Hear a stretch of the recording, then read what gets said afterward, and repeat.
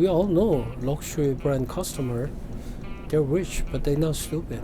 Unless there is a value to it, they don't pay a single penny to it. So I think it's a very important to have a substance to talk about the brand and the trust to the customer. Obviously, this is the weakest part when brand is very young and fresh, because that trust doesn't happen instantly. It actually takes some time to build and develop it further. So Peter Drucker said, "The great company doesn't create customer, but it creates fans."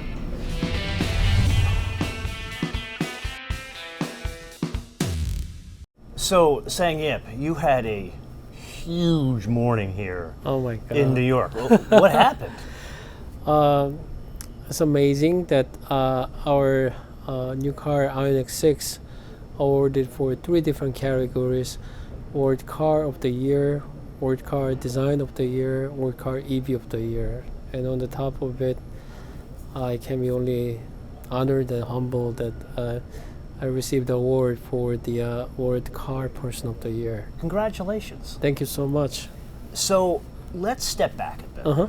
You and I have known each other for a while. Right. You and I know a lot of the same people at different companies. True. But now you've been at Hyundai for a while. You've effectively kind of changed what the brand looks like at this point. What I really want to focus on today is the speed at which you do things. Mm-hmm. It's unusual. I'm sure you know about it from the inside, but your perspective is different because you worked at General Motors, you went to Europe to work, and now you're here where things move at not even light speed, it's beyond that. Mm-hmm. How does that happen? Like, what are some aspects that are different to make that happen? We call this a Hyundai speed. The speed is unbelievable. Genesis, we started the brand 7 years ago. Now we have lined up with 8 cars, all fresh new. And on top of it, the EV transition on the Hyundai is so fast moving. I think the fundamental reason why we are so fast and we are challenging is because, I must say, is our leadership. Especially our owner of the company, Executive Chairman, Mr. Chung.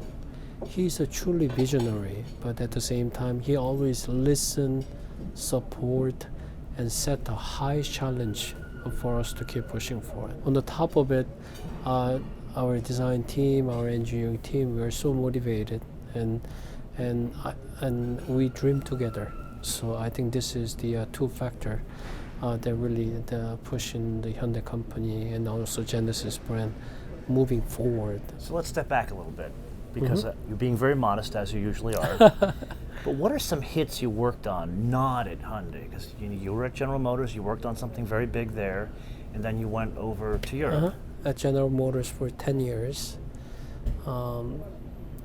C6 Corvette is one of the main cars that I design and participate, and especially the Z06 model. And 5th Gen Camaro was actually started from the concept car and also developed in production car in Holden, Australia, and it has been a wonderful journey. Then I moved to a Volkswagen Group, doing all the advanced work for 10 different brands of the Volkswagen brand, Volkswagen, Audi, and even Lamborghini, Bentley, and Skoda, and all the brands. And then moved to the Bentley for 6 years.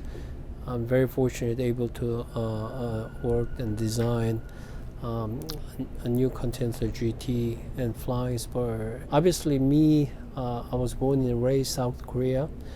South Korea is no car culture back in the day when I grew up. And guy came to United States to study, and going over there in General Motors to work with really passionate American car people. They adopted me as a part of the family. And the same thing that happened to Volkswagen Group and Bentley. So I can be only thankful. So let's step back a bit further. You mentioned that you brought, 7 or 8 cars in 7 years. As a basis of comparison, it took Lexus 8 years to get to 4 models. So that gives a good reference. Now, in comparing, let's say, Toyota and you guys, Toyota has something similar to you guys in that the people who run it, their name is on the door. In your case, where the name is not on the door, but they've been around and have grown Hyundai into what it is today. What are like 3 aspects that Hyundai, whether it's a Kia, whether it's a Genesis or Hyundai, what do they do different that makes it faster for development? And obviously, challenging spirit is very important. Therefore, there's an underdog mentality in the company. And then obviously, as I mentioned before, the leadership we have unbelievable leadership. But don't forget that when something develops really fast, there's a chance to fail is a lot bigger than something they establish step by step. So we have a huge respect on Toyota, what they established and what they carried on. But for us, we are moving fast, but at the same time, we have to be also very careful, and because it's a very difficult and takes a long time to establish, but losing it is a one shot.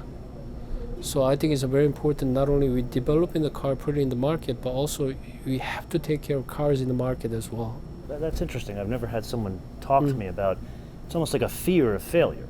Yeah.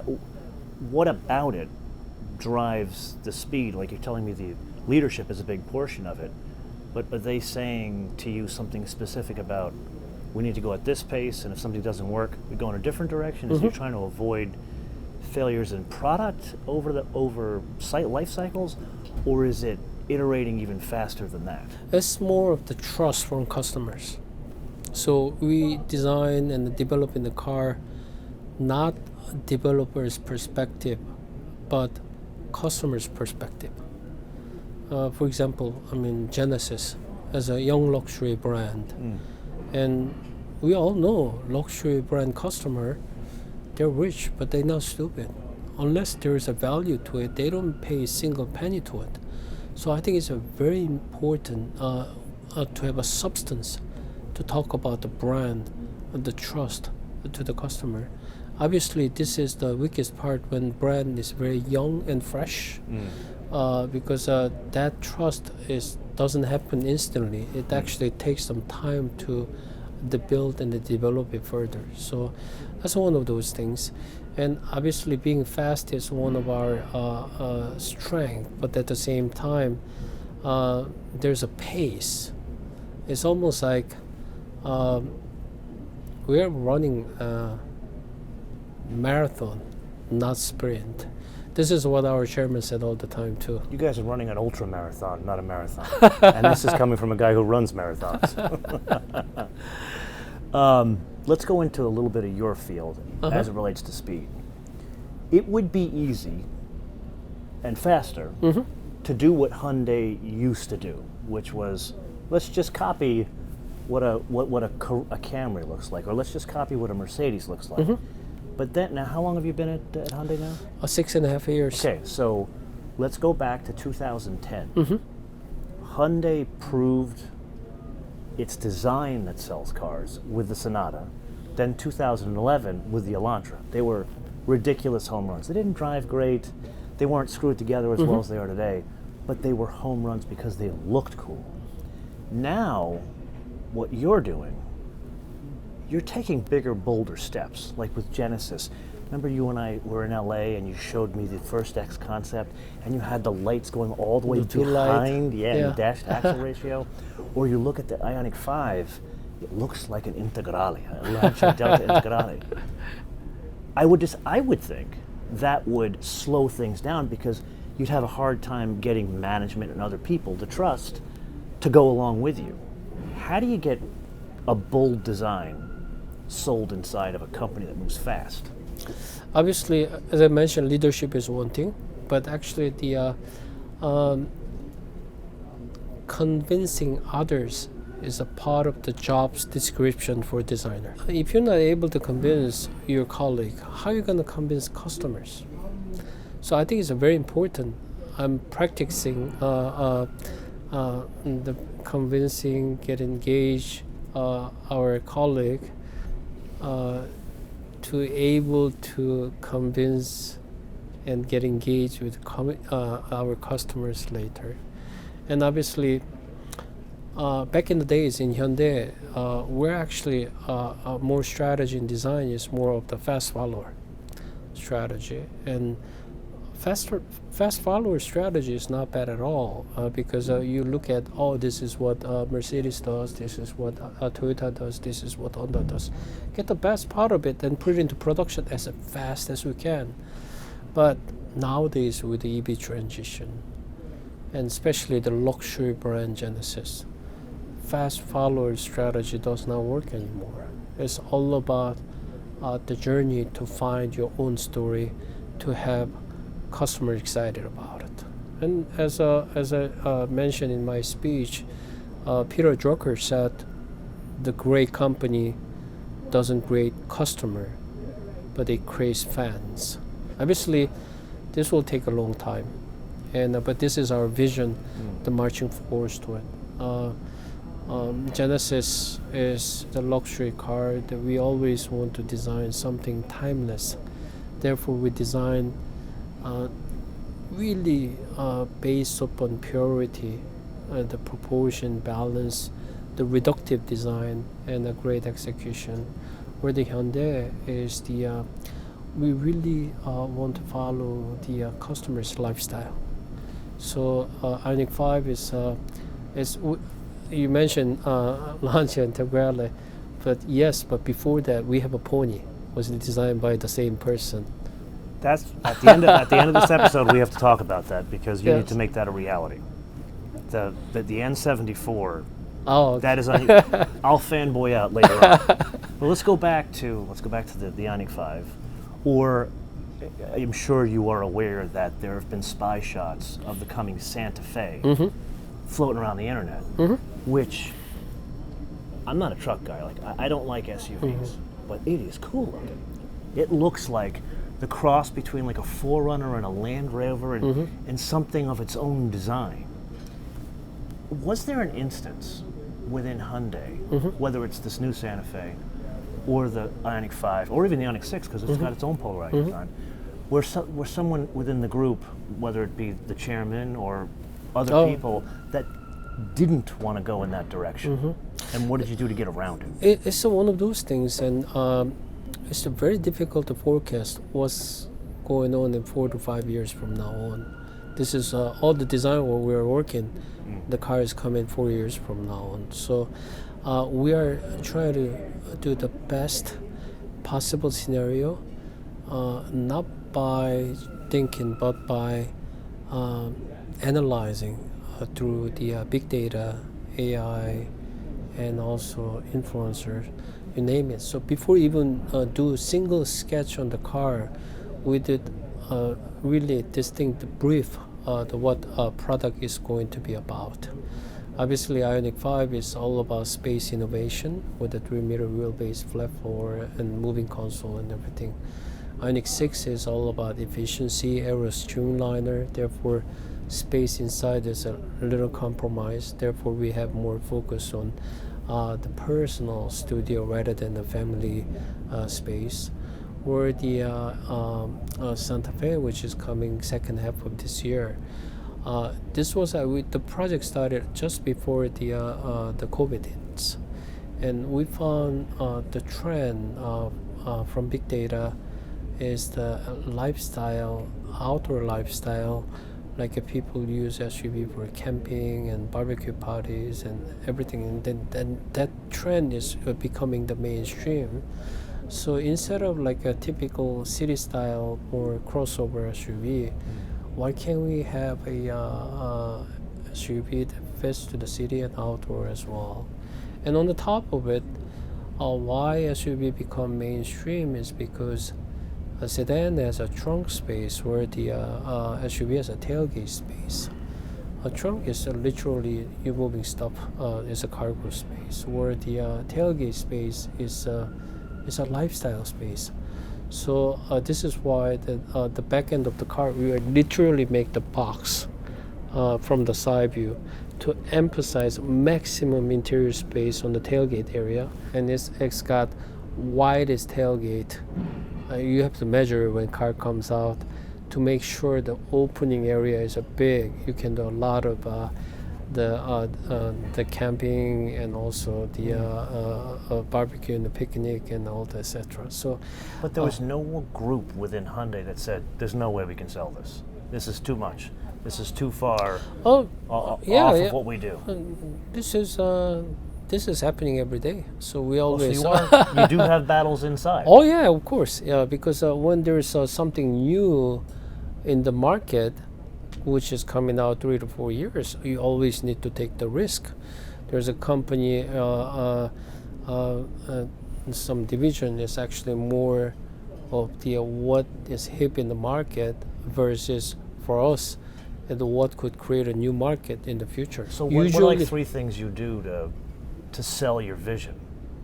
That you, as the guy who's running design, to sell the vision. The back data is so important. So I use the big data quite significantly, and the trend research quite significantly. So with that data, basically what typology the car is going to be, and then obviously the design and the styling side and etc. is more of our own the area, where the connected part, the IT part of the car, what is the best way of the usage, and especially the interior. The holistic UX is so important than anything else. Car interior is no longer styling element. So almost like thinking the way the smart car, the EV, is becoming more living space rather than driving space, although there's still a long way to go for level 5. The Santa Cruz, it's an unusual vehicle. Did the data support that? Oh yeah. Did the data support the look of the IONIQ 5, which was so far off of what you're doing, or this now coming Santa Fe? Or was just go, did you say to them, go with me? The data is basically the, you always need to come up with a vision, the challenging and taking a risk. But big data always support this vision and the risk taking that we have. And Santa Cruz is one good example. It's not mainstream pickup. And Detroit is my second home. And we have a lot of mutual friends there, you and I. Oh yeah, and Tom Peters. Oh, great guy. Yeah, he's I still talk to him, and I have a huge respect on him. Yeah, talk about a man who took risks. Exactly, and we were talking about Santa Cruz before, right? Now we're getting on Corvette Camaro engineers. And Santa Cruz is not mainstream. No, not at because pickup owners, they'll make fun out of it. We knew, so this is why we shouldn't go mainstream the pickup design period. We want to create something else, almost like the open bed with more unique character in the styling, more strong spice into the car, rather than the capable mainstream pickup. Okay, so now is the time where we're going to pivot the conversation. It's your first time on the show. I'm going to have you back again, talk more about your career. But today, I want to make a personal plea with you, but have the audience help me with this. I saw the N74, and you know I'm a freak about Giugiaro designs. I've owned one myself. Right. I'm trying to get another one. A mutual friend of ours just got one. We'll talk about that off camera. So I think you should make that for no other reason than the way it looks, but then make it with 2 different powertrains. Of course, make the EV or hydrogen, whatever the hell you want, but give me something ICE with a manual transmission, something ridiculous, because I think it would sell. But this is the point of the episode where I want to turn this around to the audience. Mm-hmm. What feedback do you want from the audience that might help you in design going down the road? Envision Chilsa, the Mid 74, is all about passion. Car is a passionate product, and car is also emotional product. And this Envision 74 Chilsa is the It's a rolling lap. It's not typical concept car. So it got hydrogen power. It's a 670 horsepower. So it actually works. Oh, it works. It works, and you should actually take the car on the circuit. I'm going to talk to Derek here when we get off camera. He's going to make that happen. It will scare you, I tell you. And those are the passion so important for the brand Hyundai. And obviously, the car is capable, so I'm really hoping to personally have that car into the production. And this is why support from audience is so important. Support from you is very important, because you know that making a new car is a huge investment. What is it nowadays? $3 billion? Is Oh, that it's correct? easily billions, and depending on you change the platform or not, but it's a huge investment. Purely the business side of it, you make another SUV, make a lot more money than making a sports car. But it costs the same to make an SUV or an N74, correct? More likely. Yeah, but and you only sell 25,000 N74s. so if it's actually very small volume and they kind of justify, but actually it's a developing one fresh new car anyhow. But the reason for us to make that car, as I said before, we wanted to create fans instead of customers. So I think that it's a huge hit last year with the Envision 74, and I really hope to carry this on as a Hyundai brand. That car is not only the cool looking car, but it also have this heritage of the Hyundai brand last 50 years. Mm-hmm. And for me, that the brand is heritage and heritage is brand. And because also heritage is not just the past, heritage is present and also future. So it's a very important one of the creator and the brand, and the car like that will make the brand in a so important role. And I hope that all of you too think it the same way, and same thing for you, George. If you've heard the man, what you want to do is let us know in the comments below, not just what you should do about the N74, but it's also give you some feedback of what other segments you should get into, because every one of these people will tell you they will want a brown car with a manual transmission, velour seats, and a diesel engine. Let's put that aside, what other segments they should get into. So thank you very much for joining me. I really appreciate it. And we'll have you back on. I'm going to talk more about your career. There we go. Thank you very much. Thank you Till we for your see you in the time. next episode. Bis später. Bye-bye.